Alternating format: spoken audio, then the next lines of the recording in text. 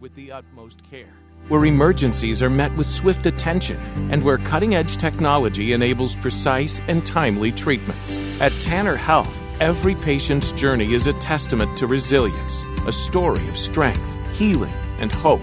We go beyond treatment to redefine what compassionate care truly means. That's Tanner Health. That's care redefined. Learn more at tanner.org.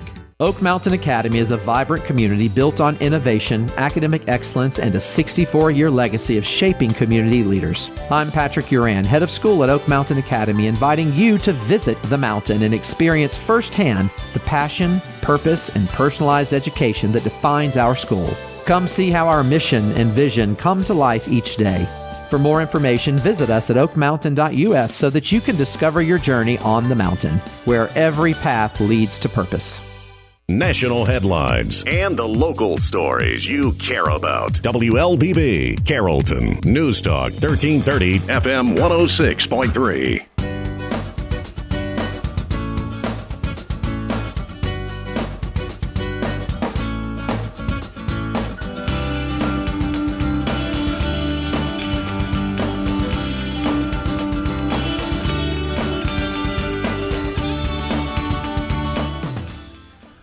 Welcome to the Community Voice and happy Columbus Day. We're on FM 106.3 and AM 1330, besides streaming to the Graded Communications YouTube channel and the News Talk 1330 Facebook page.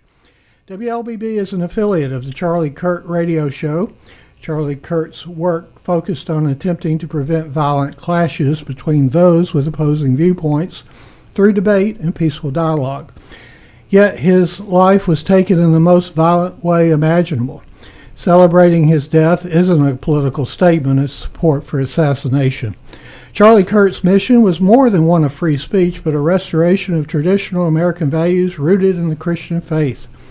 Since Charlie's murder just over a month ago, Turning Point USA has received 37,000 requests to open new chapters.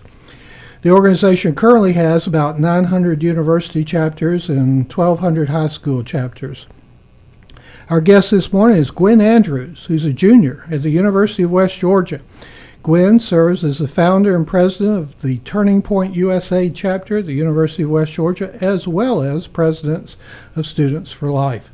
Gwyn is also a senator in the student government and a passionate pro-life advocate. Well, with that, good morning, Gwyn. Good morning. Thank you for coming in. Thank you. First question, of course, is when you heard the news that Charlie had been shot in the neck, and what was your reaction? Well, I was in class, and so I remember hearing somebody quickly say that they saw on X that Charlie had been shot, and my initial reaction was, well, being shot at and being shot and killed were two different things.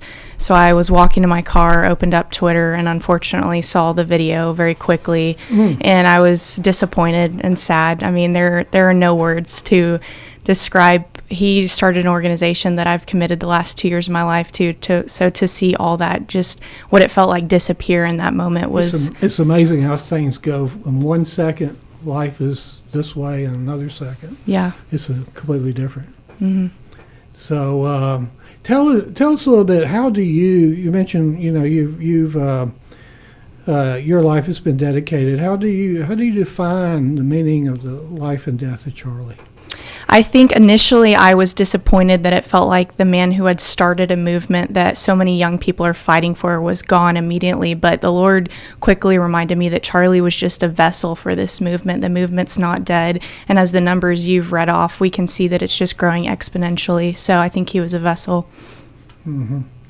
And the numbers are growing, like you said. Well, what's inspiring most of your fellow Turning Point students? I think it's just conviction. A lot of the students on campus, we would probably categorize most of the campus as liberal, but there are tons of closeted conservatives, as I like to say. They vote red, but they don't step out and do things for their community or voice their opinions. And so I think Charlie's death motivated students to step up and realize that they need to make a change like he was doing. Since his death, it seems like many are much bolder than they ever imagined they could be. Yeah, absolutely. I mean, on campus, we had about 15 active members, and since Charlie's passing, we now have 60 people that are claiming to be a part of our group, and our group chats in the community has helped us raise over $2,000 because every expense prior to Charlie's death came out of my pocket, and so now we even have a fund for that. So there's been exponential growth and support around just not the community, but the students on campus. When you watched, did you go to the memorial service? I did, yes, sir. Tell us about that. It was interesting. I mean, a lot of people were upset about the way that it went, who was there speaking, but I think that there's not a more beautiful scene than to have an entire administration on stage proclaiming the gospel, and then to have Erica Kurt go out there and forgive Tyler Robinson. It was just a way to show that the love of Christ. I mean, there's no other way to put it for Erica. So it was definitely a healing moment, an enjoyable moment. Kind of back to the meaning of the life and death of Charlie, the love of Christ was really the preeminent thing. It wasn't politics or MAGA. Am I wrong on that? No, you're absolutely right. Yep. Charlie proclaimed the gospel first and foremost, and through that downstreamed politics and culture. Mm-hmm. And it is all downstream. Mm-hmm. It's not the preeminent. No. Yeah. Our guest this morning is Gwyn Andrews, founder and president of the Turning Point USA chapter of the University of West Georgia, and also president of Students for Life. We'll be back with more after this. Imagine a place where every heartbeat is monitored with the utmost care, where emergencies are met with swift attention, and where cutting-edge technology enables precise and timely treatments. At Tanner Health, every patient's journey is a testament to resilience, a story of strength, healing, and hope. We go beyond treatment to redefine what compassionate care truly means. That's Tanner Health. That's care redefined. Learn more at tanner.org. Do the math. At Oak Mountain Academy, our average graduating class has just 12 students. We celebrate a 100% graduation rate with more than $10.5 million in college scholarships offered. Plus, 96% of our students are accepted into their top choice college. Do the math. Can you see the value of an OMA education? I'm Patrick Uran, head of school at Oak Mountain Academy, and I'm here to help you do the math. For more information, visit us at oakmountain.us so that you can discover your journey on the mountain, where every path leads to purpose.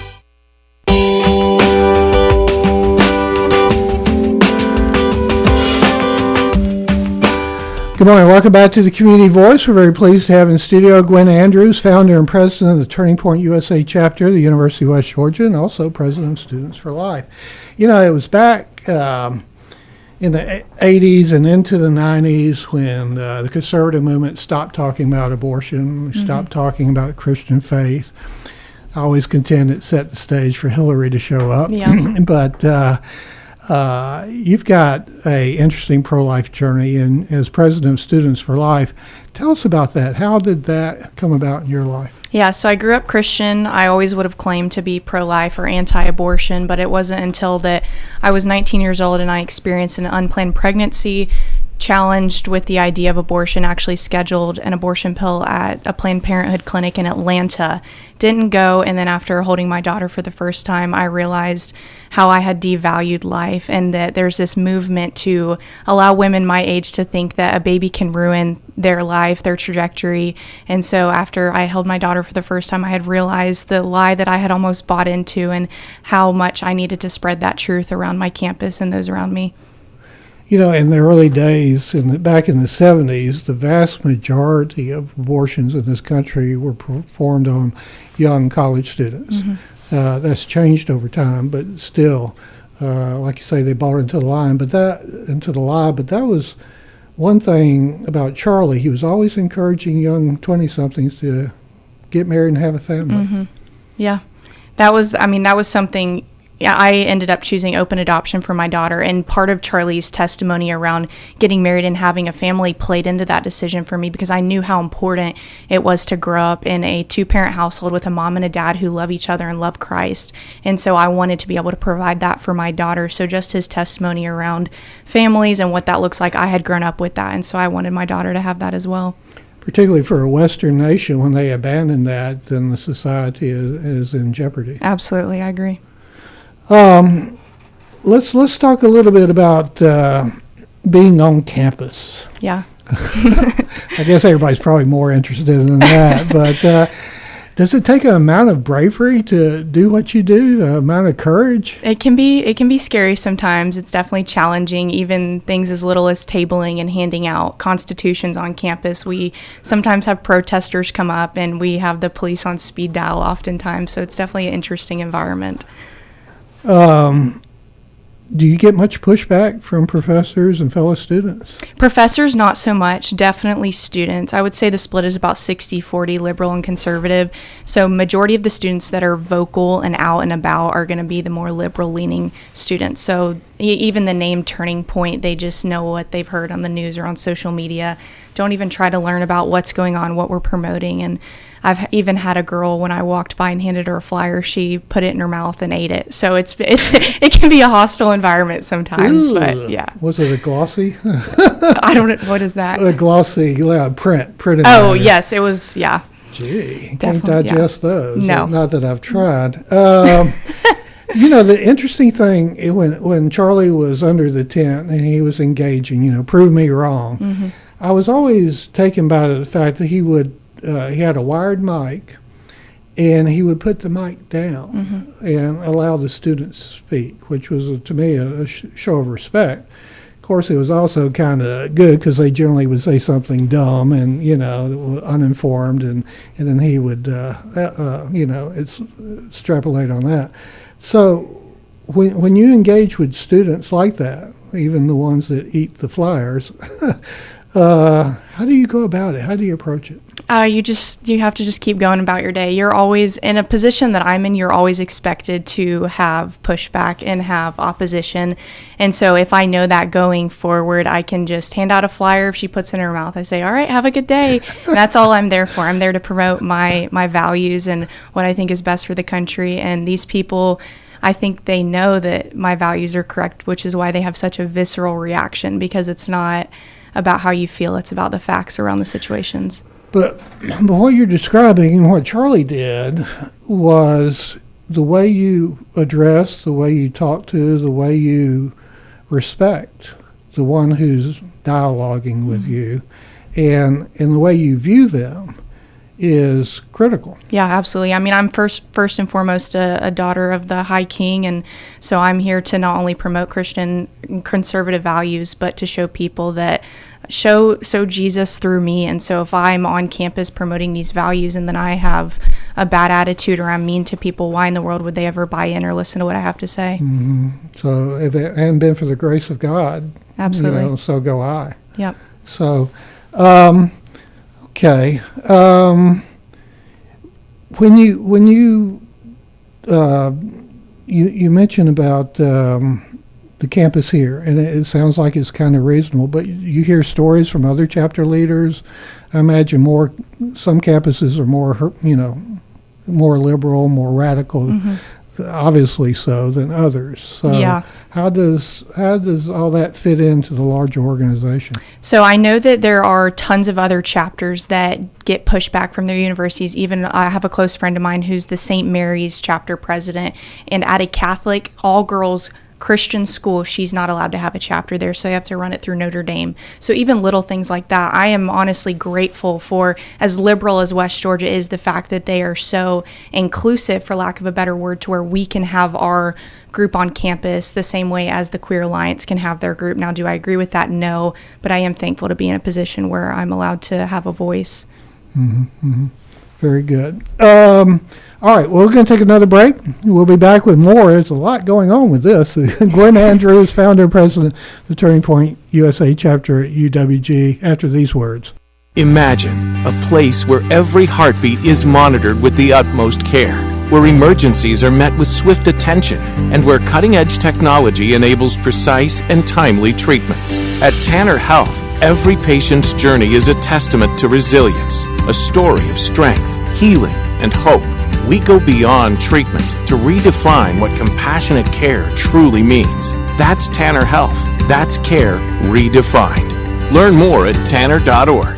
Oak Mountain Academy specializes in a customized designed academic approach tailored to meet the needs of our families. Our lower division prepares students with the necessary foundation to build excellence. Our middle division provides students with over 15 course offerings, providing them with opportunities to explore their talents and gifts. Our upper division provides personalized academic journeys, allowing them to achieve their dreams. I'm Patrick Uran, head of school, inviting you to journey with us. For more information, visit us at oakmountain.us, where every path leads to purpose.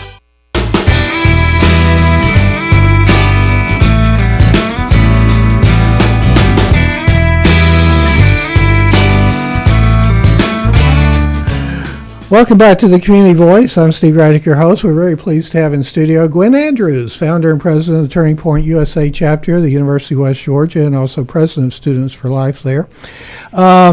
We talked at the beginning a little bit about the memorial service and said you were there. I watched portions of it, and you know, obviously Marco Rubio was incredible, and but you know, I think that Erica caught the attention of the nation when she said she would forgive, I believe the young man's name's Tyler Robinson. Yes, sir.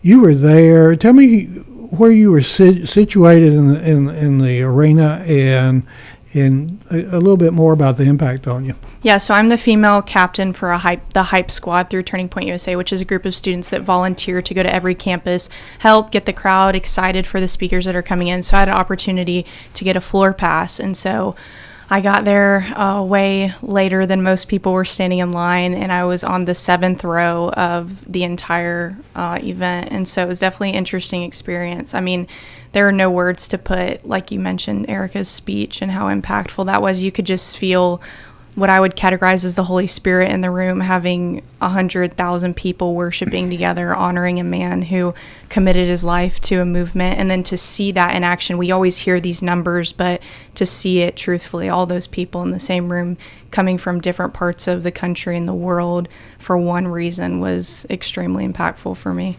I mean, never before, can I imagine, have you had the president, vice president, the entire cabinet? I think you mentioned that the richest man in the world was not too terribly far from you. And I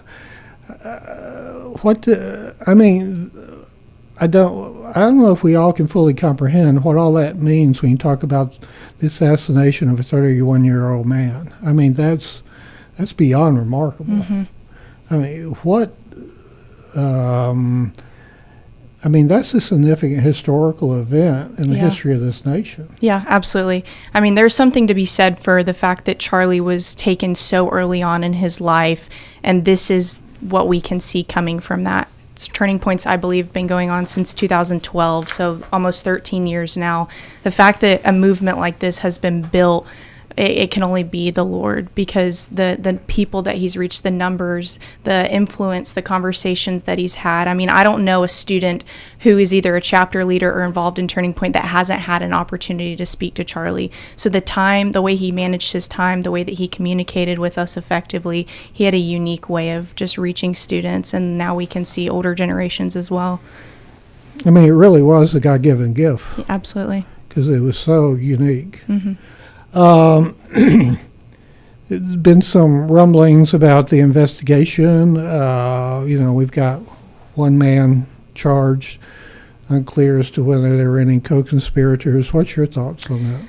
I don't have any definitive thoughts, because I know that everything right now that we're seeing is circumstantial, but I will be disappointed if the FBI makes the conclusion that Tyler Robinson was a lone gunman and that he was the only one involved in this, because I think that we can see by the videos and by the evidence that's come up so far and the text messages that there is something fishy going on here. And in the past, I mean, years and years in the past, unfortunately, we see tragic events take place, and then later on more information comes out that wasn't the whole story.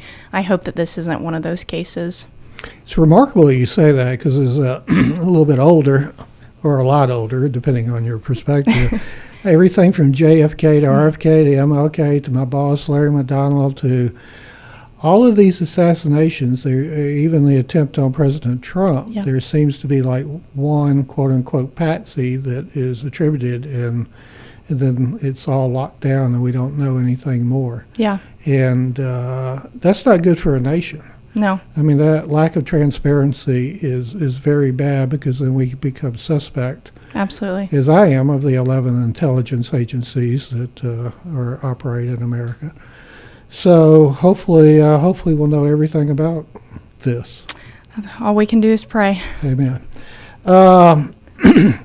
Talking about praying, let's talk about the the cell phone generation. Okay. The generation that you're very familiar with, that when they walk across the street, they're staring at the cell phone, not at the traffic, about ready to pummel them. So what do you think this generation is going to rise to the challenge of the future? I mean, whether we're going to have more freedom or we're going to have more totalitarianism moves.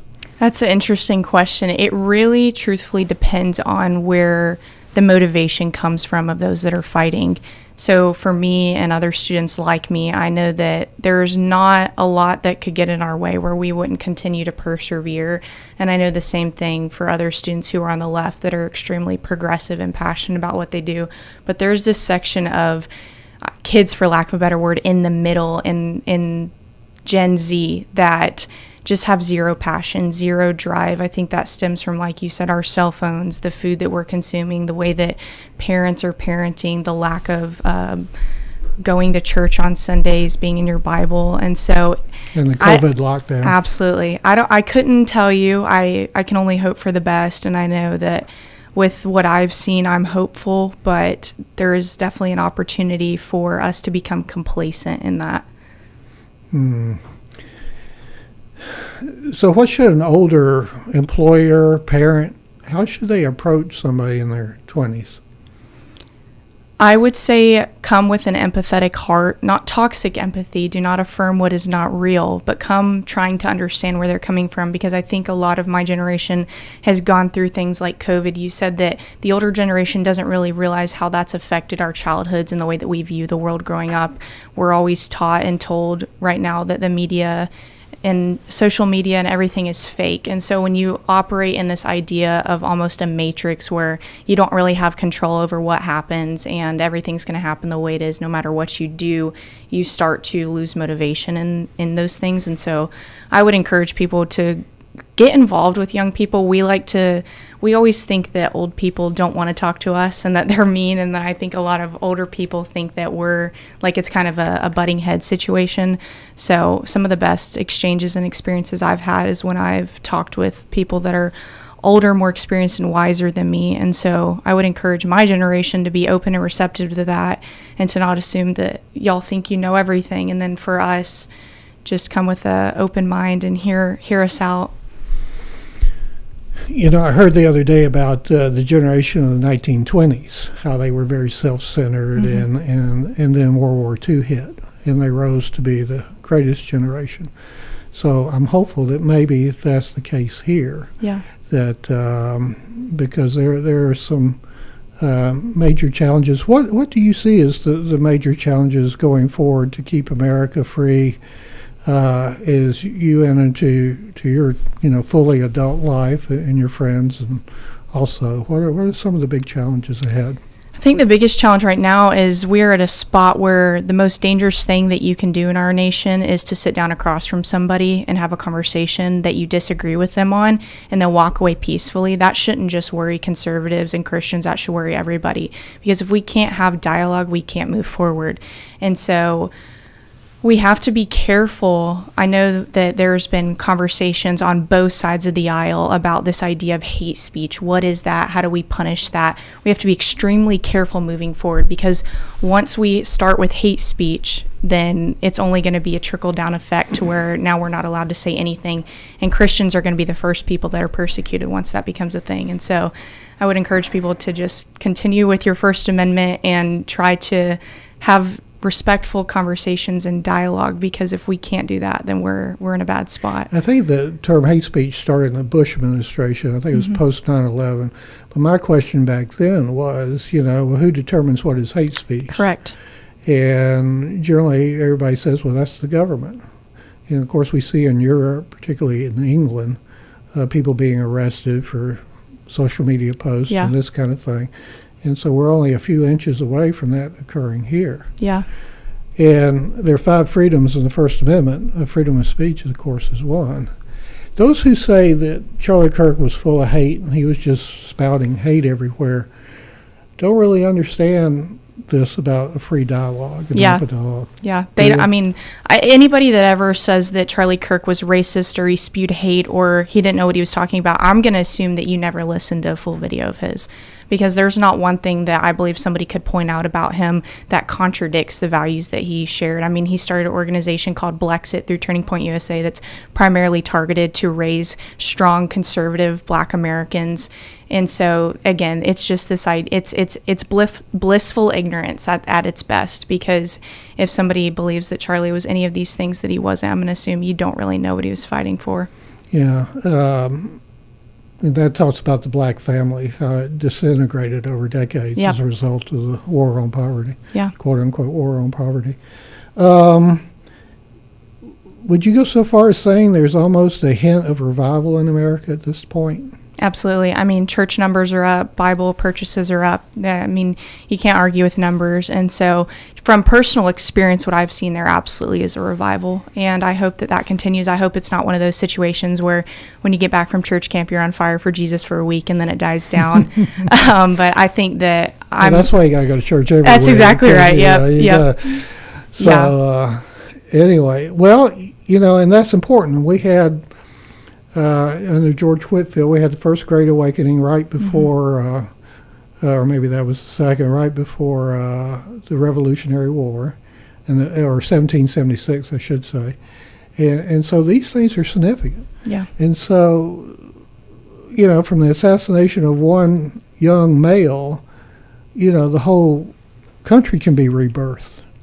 Yeah. Right? Yeah, absolutely. I mean, we can even see in other countries that there are people rallying in the streets. Was that a surprise to you? That was crazy to me.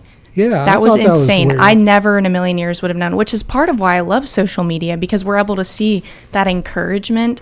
One of the interesting things that Allie Beth Stuckey said on a podcast recently was when the left has people that pass away in their movement, they turn to violence, and we turn to vigils.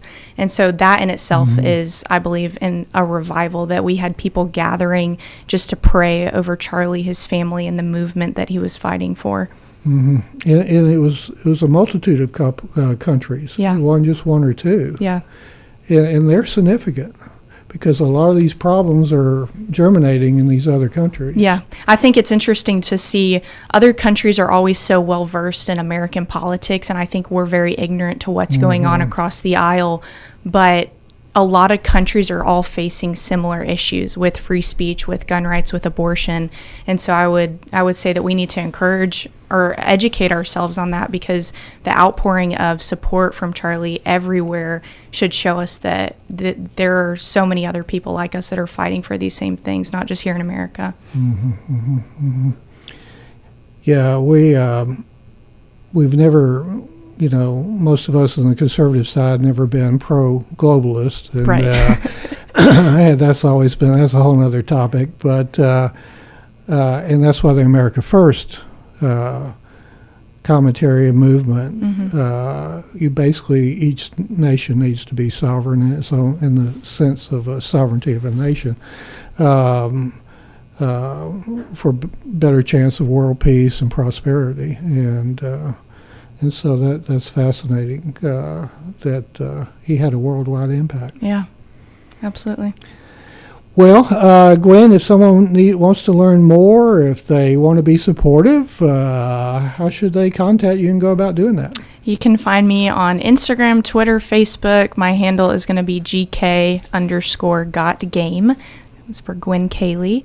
And you can also go to the University of West Georgia SGA, and my email will be attached on there as well. If you want to get in touch with me, you simply call the radio station. That's exactly right, yep. You won't find me at any of those things otherwise, for the most part.